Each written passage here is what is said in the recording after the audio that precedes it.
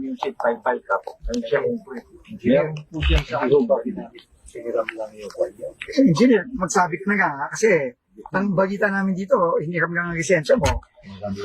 Dapat magsabi ka na, magagaman din namin yan. So, matotrouble ka niyan, hindi ako nagbibiro.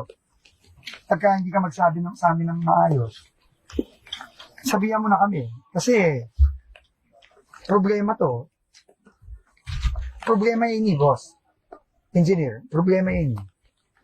Mabigat po ito. Ano? Mabayat sa inyo, engineer. Eh, biro yun. 90 million to. Non-available po kayo. Ano naman po yun? Yun nga, dahil warranty siya.